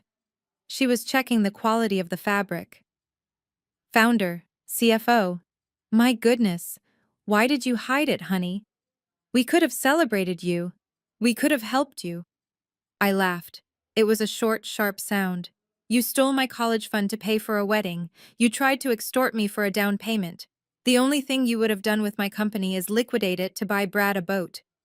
Brad cleared his throat. He pushed his way to the front of the circle. He had wiped the sweat from his forehead, but his eyes were still darting around, manic and greedy. He buttoned his tight jacket, trying to summon the ghost of the arrogance he had worn in my office lobby. Nia, look, he said, flashing a smile that was all teeth and panic. We got off on the wrong foot. Things were said, tempers flared. It is a high-stress environment, right? You know how it is. Finance is a contact sport. He laughed nervously. Nobody else did. But seeing you up there, he continued, gesturing vaguely toward the ballroom. It all makes sense now. The car, the attitude. You are a player. I respect that. Game recognizes game. I stared at him. He was actually trying to bond with me. And honestly, hearing about Aurora FinTech, I see a lot of synergy here, Brad said, his voice gaining speed. You are handling the tech side, the back end, the algorithms. That is great. But you need a face. You need strategy. You need someone who understands the street, the real markets. He took a step closer, lowering his voice to a conspiratorial whisper. I am willing to come on board, Nia. I am willing to let bygones be bygones. My calendar is packed. Obviously, Project Metaverse is exploding, but for family, I can make space. I think a role like Chief Strategy Officer would be appropriate. Or maybe President of Global Operations. We could structure it with a mix of salary and equity. Keep it in the family. We would be unstoppable. I looked at Ebony. She was standing behind him, nodding vigorously. It is a great idea, Nia, she said. Brad is a genius with money. You guys could build a dynasty. And then we could all be together, like a real team. The delusion was absolute. They were standing in the lobby of a hotel they could not afford, wearing rented clothes, trying to negotiate a C-suite position in a company they did not understand, with a woman they had disowned 3 days prior. They really thought I was stupid. They thought I was so desperate for their love, so starved for their validation, that I would hand them the keys to the kingdom just because they smiled at me once. I looked at Brad. I looked at the way his eyes lingered on my diamond necklace. I looked at my father, who was already mentally spending my money on a new church wing. I looked at my mother, who was probably planning a shopping trip in her head. I am glad you brought up business, Brad, I said. Because that is actually why I stopped. Brad's face lit up. He thought he had me. He thought the hook was set. Great, he said, rubbing his hands together. Let us grab a drink. Let us talk numbers. I have some ideas about leveraging your current liquidity to double down on crypto. No drinks, I said. I reached into my clutch. I did not pull out a checkbook. I did not pull out a contract for a job offer. I pulled out a black leather folder. It was slim, elegant, and terrifying. Brad's smile faltered. What is that? This, I said, tapping the folder against my palm, is the only business we are ever going to do. I opened the folder. I pulled out the first document. It was a summary of debts. You see, Brad? I said, my voice conversational, pleasant. When you came to my office and called me a whore, I got curious. I wondered why a man with such a big deal closing needed to harass his sister-in-law for pocket change. So I hired a forensic accountant. Brad's face went the color of old milk. I know about the gambling, Brad. I know about the offshore accounts that are empty. I know about the loan sharks in Jersey who are charging you 10 points a week. And I know about the Ponzi scheme you tried to sell my parents. My father frowned. What are you talking about? Project Metaverse is a solid investment. It is a template you bought online for $20, Dad, I said, not looking away from Brad. There is no land. There is no code. There is just Brad taking your money to pay off the men who are threatening to break his legs. Lies, Brad squeaked. She is lying. She is trying to ruin me. I pulled out the next document. It was a printout of the wire transfer. $200,000, I read. Transferred from the Wilson Family Trust to an account in the Cayman Islands controlled by Bradford Miller on Tuesday morning, and then 2 hours later transferred to a sports betting site and a private lender named Silas. My mother grabbed Brad's arm. Brad. What is she saying? Where is the money? It is gone, Mom, I said. He spent it. He rented a Lamborghini and bought you a purse to keep you quiet while he set fire to your retirement. Brad tried to back away, but my father grabbed his shoulder. His grip was iron. Is this true? My father roared. It was an investment. Brad shouted, his voice cracking. The market turned. I was going to make it back. You are a thief, my father snarled. He looked like he was about to strike him, but I wasn't done. I held up a hand. Save your energy, Dad, I said, because Brad isn't the only one with a problem. I turned the page in the folder. I revealed the document they had signed in the dark, the document they thought was their salvation. You signed a loan agreement, I said. A hard money loan. $200,000. Collateralized by the house and the dry cleaning business. High interest. Immediate default clauses. We had to, my father said, his eyes darting between me and Brad. To fund the investment. Yes, I said. And do you know who bought that note? Do you know who holds the paper on your house right now? They stared at me. The silence in the lobby was deafening. The fountain seemed to roar. Brad looked at the folder. He looked at me, and for the first time he understood. No, he whispered. You didn't. I smiled. It was the smile of the executioner. I did. I closed the folder with a snap. I bought the debt, Dad. I am the lender. I own the mortgage. I own the shop, and according to the terms you signed, because the funds were used for illicit purposes, you are in default as of yesterday. My mother grabbed the counter of the concierge desk to steady herself. You own the house. I own everything, I said. And we are not talking about feelings anymore. We are not talking about family. We are not talking about repentance. I took a step forward and they all took a step back. We are talking about debt. And I am here to collect. I opened the black leather folder, completely laying it flat on the concierge desk, like a coroner preparing to perform an autopsy. The marble surface was cold under my fingertips.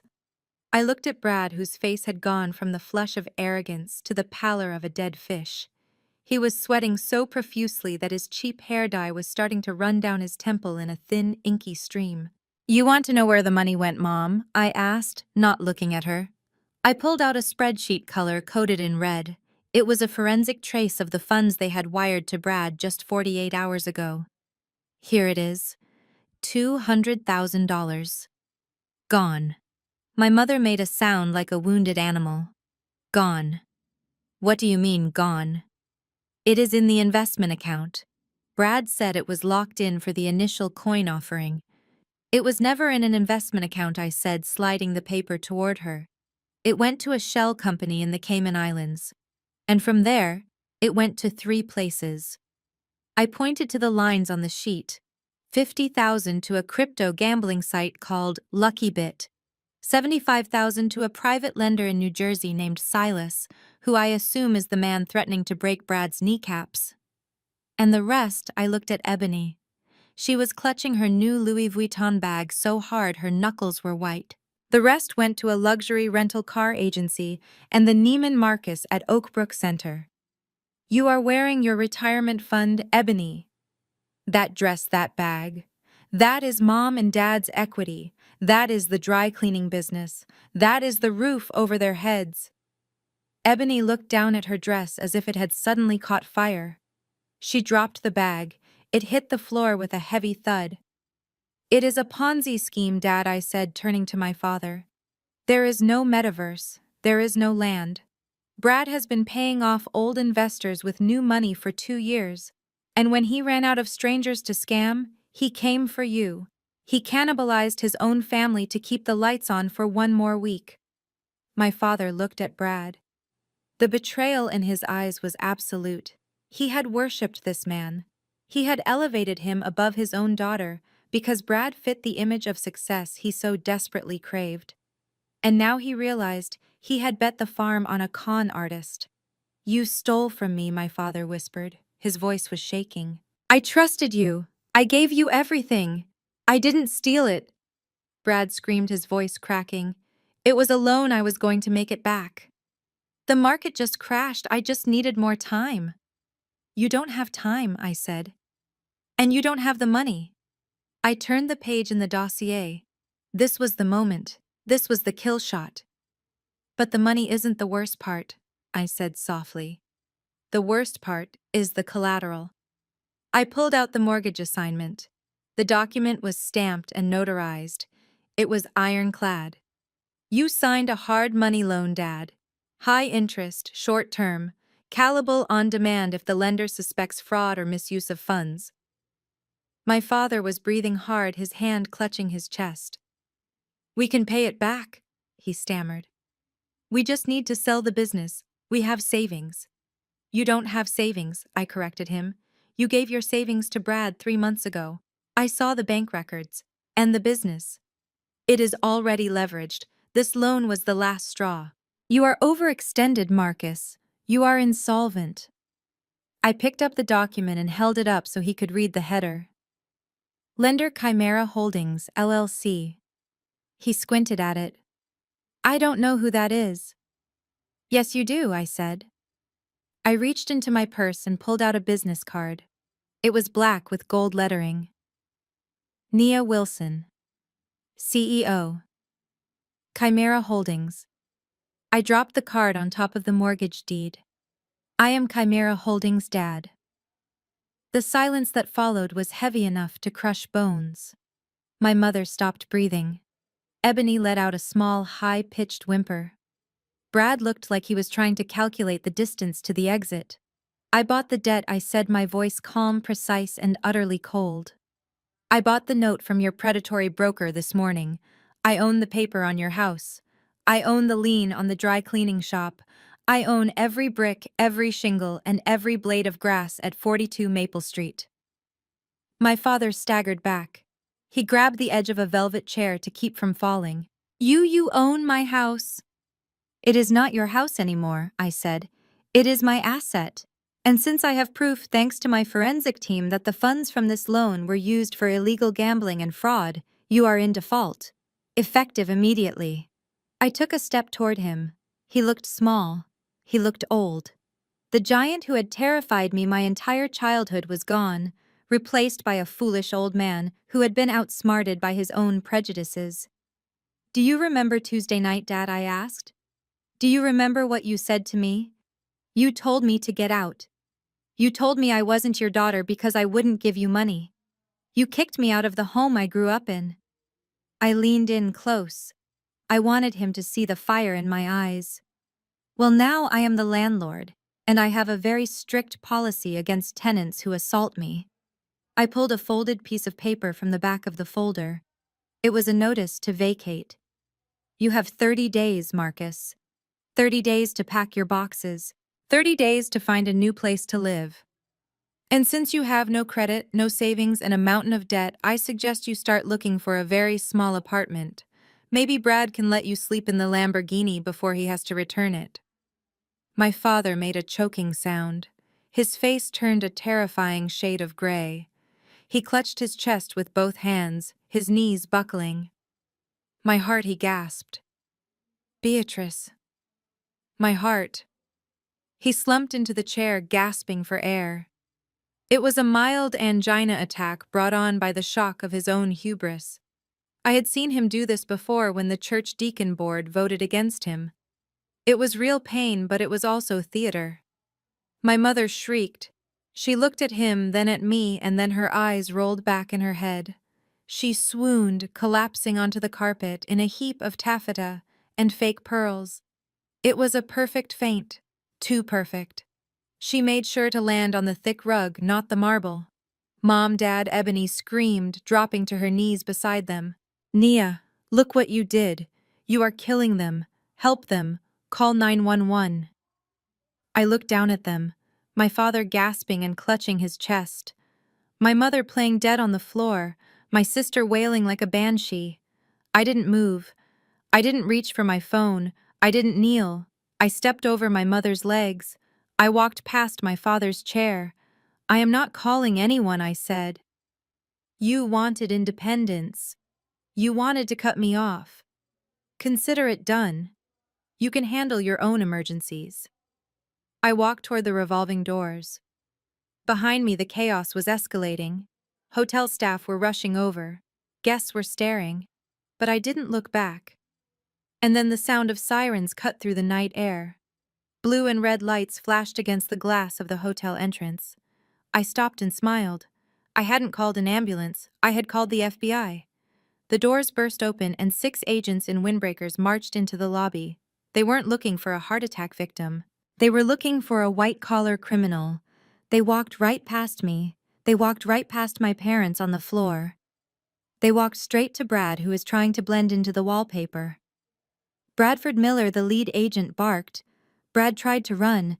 He actually tried to bolt toward the kitchen, but he tripped over his own feet and went down hard. 2 agents were on him instantly. I watched as they hauled him up. I watched as they slapped the handcuffs on his wrists. The metal clicked shut with a sound that was sweeter than any music. You are under arrest for wire fraud, securities fraud, and money laundering, the agent recited. Brad was screaming. Ebony was screaming. My father was moaning. My mother miraculously woke up from her faint to start wailing. I stood in the doorway, the cool night air hitting my face. I watched them dragging Brad away. I watched my family disintegrating into a pile of rubble. I checked my watch. 9 p.m. I had a reservation for a late dinner at a steakhouse with my team. We had a merger to celebrate. I turned my back on the wreckage of the Wilson family and walked out into the city. I was an orphan now, and I had never felt so rich. The metal cuffs clicked shut on Brad's wrists with a finality that echoed through the marble lobby of the Palmer House Hilton. It was a sound I would remember for the rest of my life, sharper than the clinking of champagne glasses, louder than the applause that had greeted me on stage.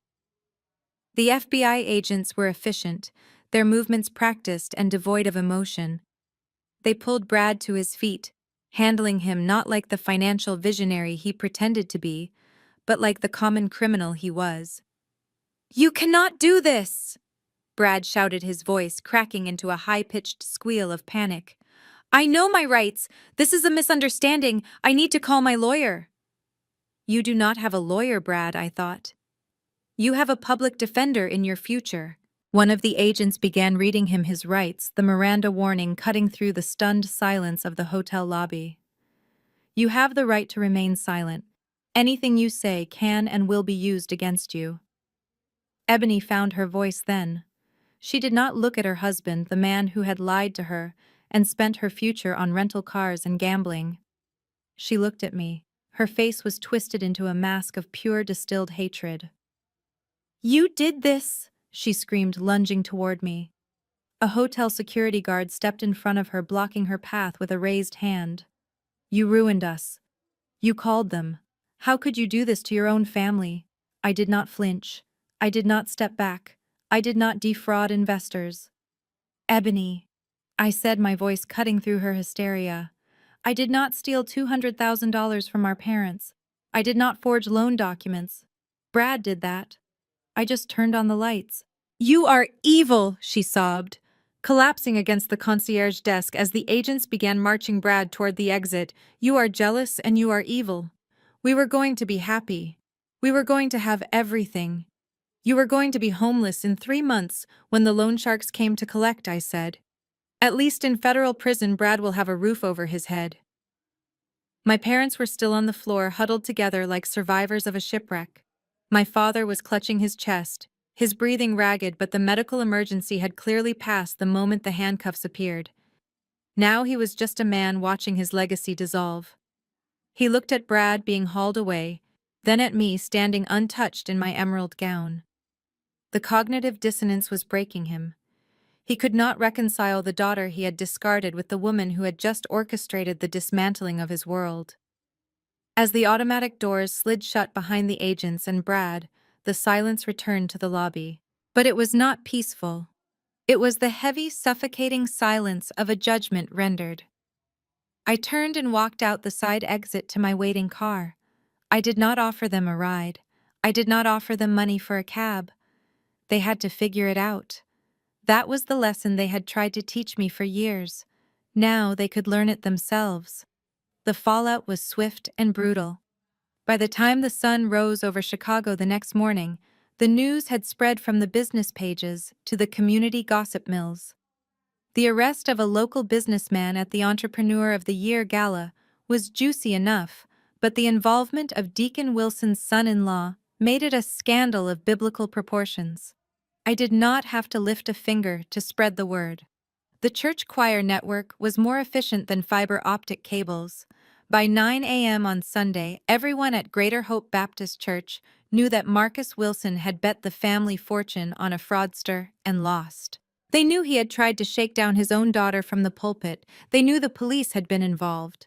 My father went to church that morning. It was a mistake. He thought he could brazen it out.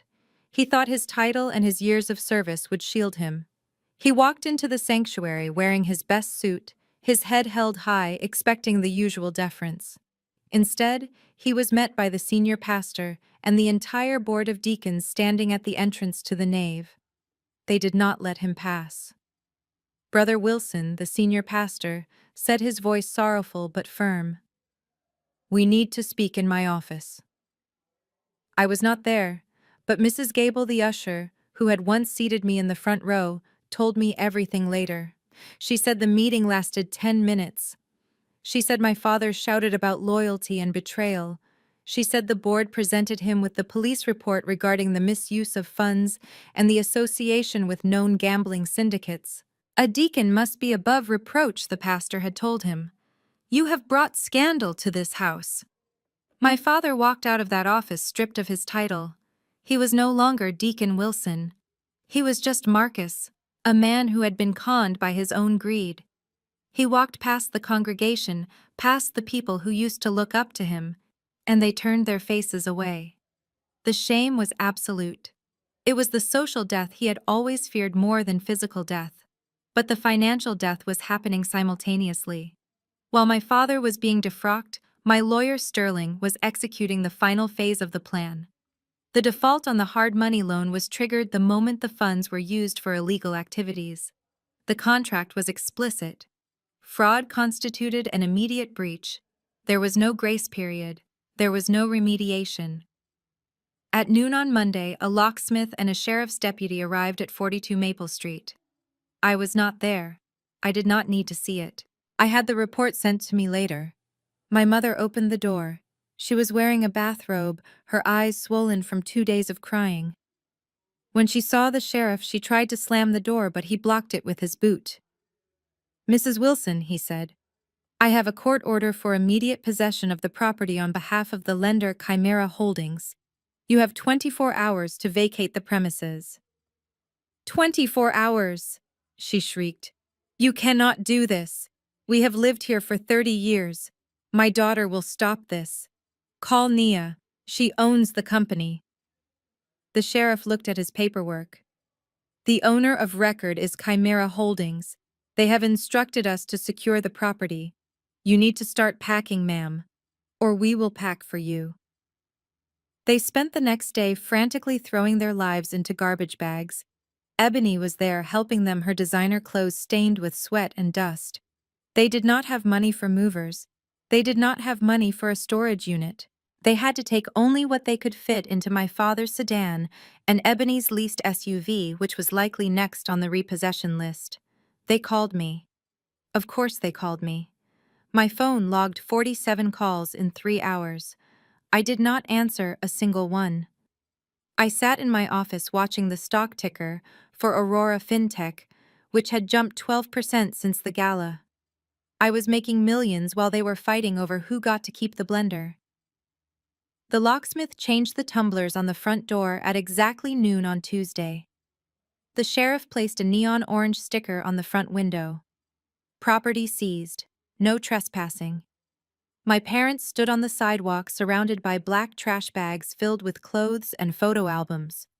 The neighbors, the people they had tried so hard to impress for decades, watched from behind their curtains.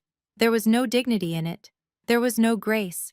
It was just the ugly, raw reality of consequences catching up to bad decisions. They had no place to go.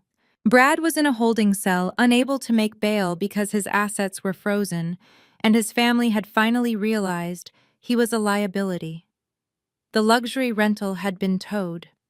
The dream of the mansion in Oak Brook was dust. They ended up at the Starlight Motel on the edge of town, a place known for hourly rates and flickering neon signs. It was the only place that would take cash and didn't ask for a credit check. I drove by it a week later just to see. It was a low, dingy building with peeling paint and a parking lot full of rusted cars. My father's sedan was parked in front of room 12. It looked out of place, a relic of a life they used to have. I saw my mother sitting in the window, staring out at the highway. She looked older. The artifice of her suburban life had been stripped away, leaving a tired, broken woman who had bet on the wrong child. Ebony was working at a grocery store 3 miles away. I knew this because Vance had kept tabs on them. She was scanning items, bagging groceries for people she used to look down on. The golden child was learning the value of $1 the hard way. I parked across the street and watched the motel for a long time. I thought I would feel triumph. I thought I would feel a surge of victory. But all I felt was a quiet, heavy finality.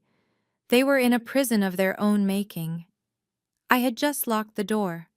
I looked at my hands on the steering wheel of the Porsche. They were steady. I had done what I had to do. I had protected myself. I had stopped the cycle of abuse.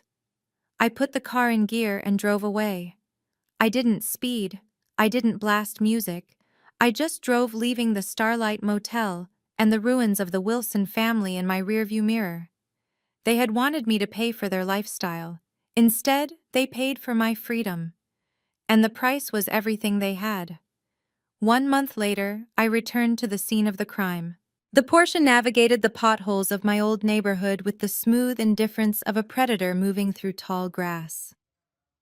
It was a Tuesday afternoon, a gray, flat day that made the suburban lawns look tired and the siding on the houses look cheap. I pulled into the driveway of 42 Maple Street for the last time. The house was dark. The windows were bare, stripped of the curtains my mother had fussed over for 20 years. The neon orange sticker from the sheriff was still on the front glass, peeling slightly at the corners, a scarlet letter announcing to the world that the Wilson family had failed to pay their debts. I turned off the engine. The silence was absolute. There was no Brad shouting about crypto, no father thumping a Bible, no mother weeping for effect. Just the wind and the settling of a house that had been hollowed out. I unlocked the front door with the master key my property manager had given me. The air inside was stale, smelling of dust and hasty departures. I walked through the living room. I saw the indentations in the carpet where the furniture had been. I saw a single lone sock in the corner, a remnant of their frantic packing. I walked to the spot where my father had slapped me. I stood there for a long time waiting to feel something. Anger, sadness, grief. But I felt nothing. It was just a room. It was just wood and drywall and paint. The power it had held over me, the fear of their judgment, the desperate need for their validation, it had all evaporated the moment I signed the purchase order for their debt. I walked into the kitchen. The table where we had eaten Thanksgiving dinners, where I had been ignored and belittled, was gone. The kitchen island where Brad had pitched his Ponzi scheme was bare. I ran my hand along the counter.